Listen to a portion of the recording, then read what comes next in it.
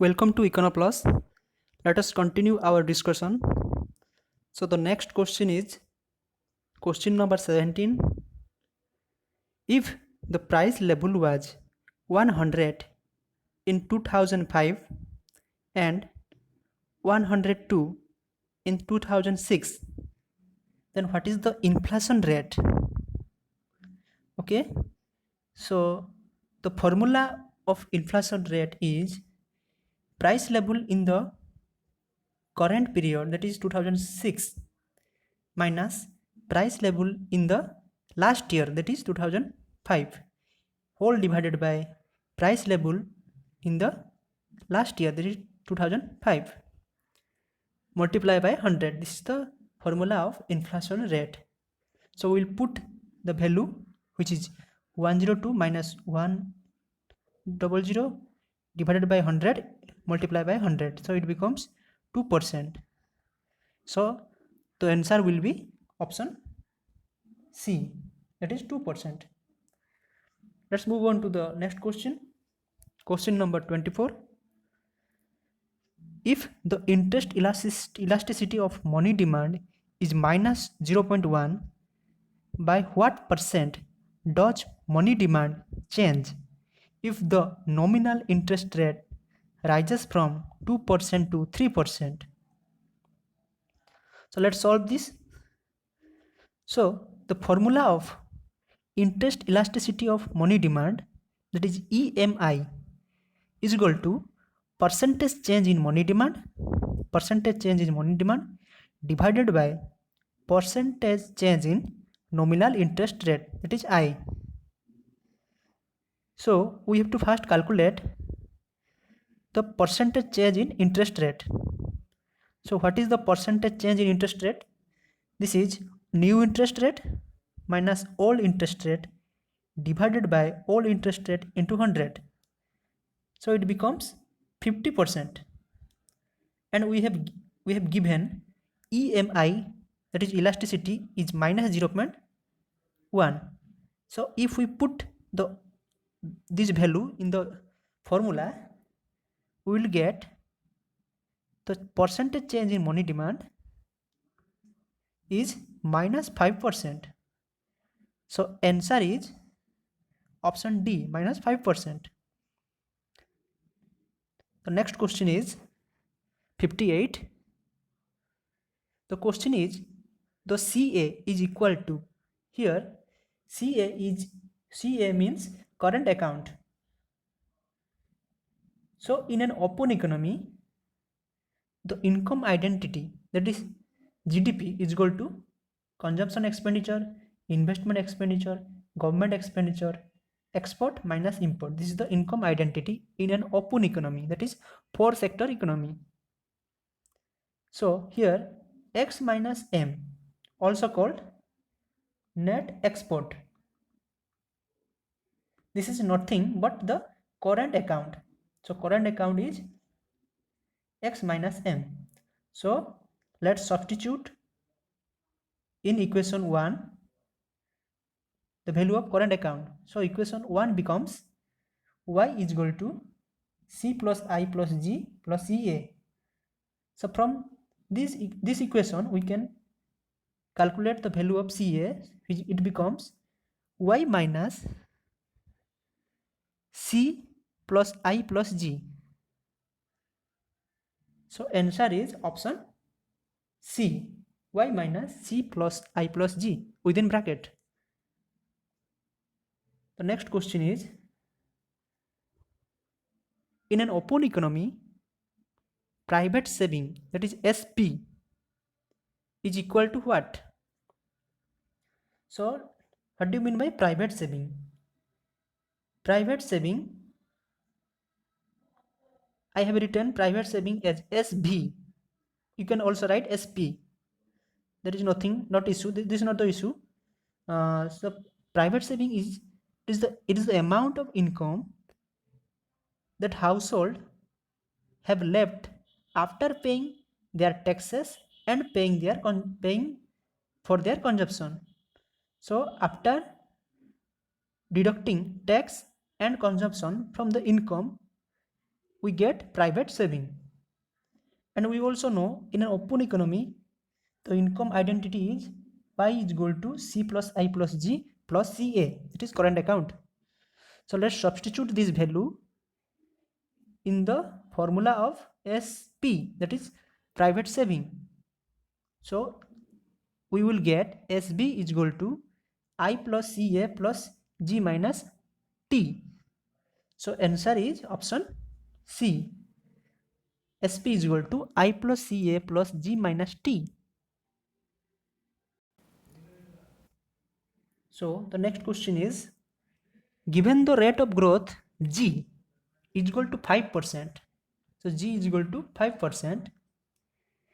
Marginal saving propensity, that is marginal propensity to save, is equal to 0. MPS is equal to 0.5. What is the value of capital output ratio consistent with Harrod's model would be? So we know that in Harrod's growth model, G is equal to S divided by C. So G is actual growth rate, S is equal to marginal propensity to save, and C is equal to capital output ratio. And we have given G is 5%, S is equal to 0.05. So we'll substitute this value in the equation of Harrod's growth model.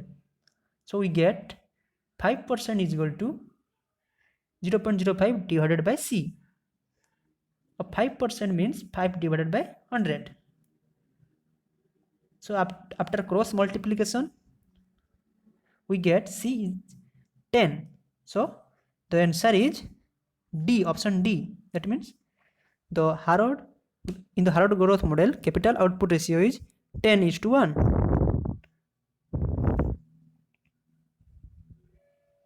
So the next question is, if 3x square plus 2xy plus y square is equal to 1, then what is dy by dx? We can see that this is an implicit function.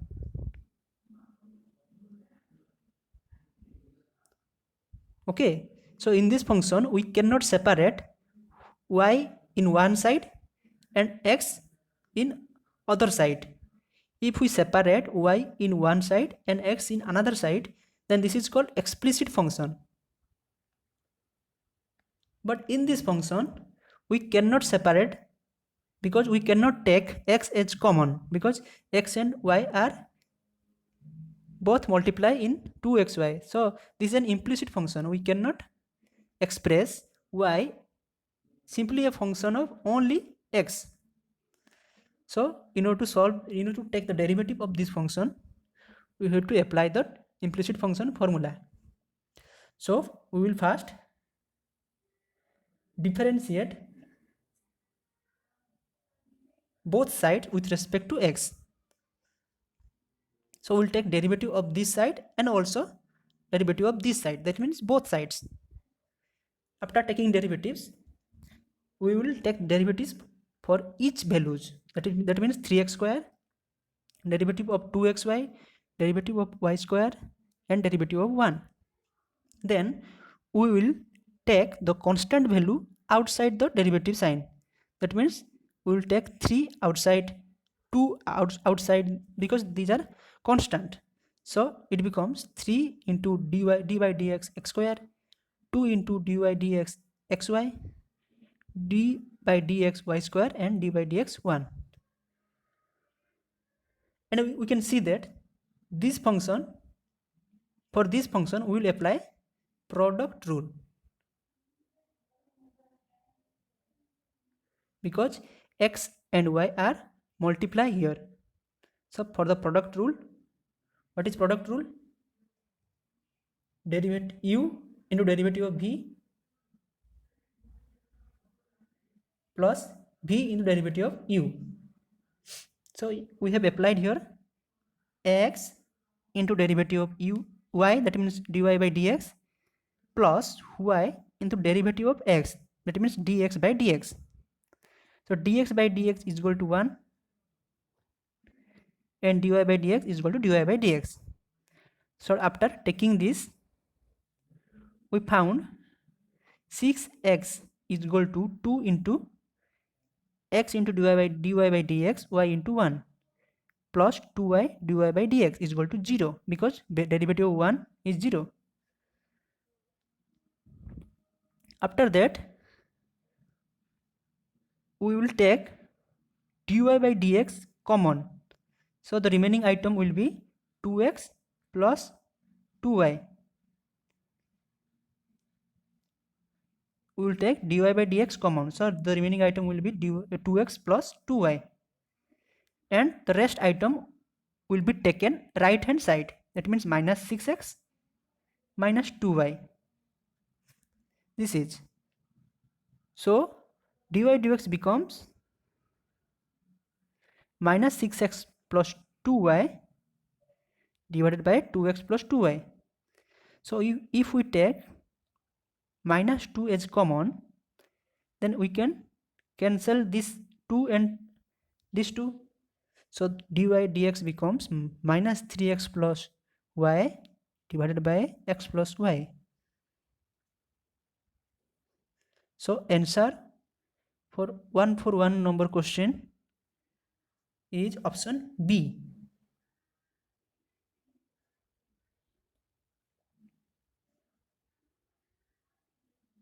So the next question is, a seller fixed the demand curve Px is equal to 200 minus 3x and the fixed cost is 25 and variable cost is Rs2 per unit. That means per unit means cost per unit means average variable cost is 2. Then total variable cost is equal to average variable cost multiplied by quantity. So TVC becomes 2x. So we have total variable cost is equal to 2x. Then total cost is equal to TFC plus TVC. We have fixed cost, that is TFC is equal to 25 plus TVC is 2x. So finally we can write TC is equal to 25 plus 2x. So we have TC is equal to 25 plus 2x. And we have average revenue. Average revenue is equal to price is equal to 200 minus 3x.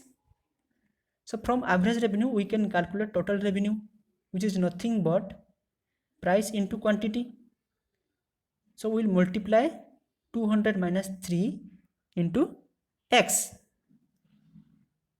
So here is the solution. We have price, we have TVFC, we have AVC. So price is equal to 200 minus 3x. Then total revenue is equal to average revenue into quantity. So average revenue is 200x minus 3x square. So we have to calculate marginal revenue, which is nothing but the derivative of total revenue with respect to x. So marginal revenue is equal to 200 minus 6x.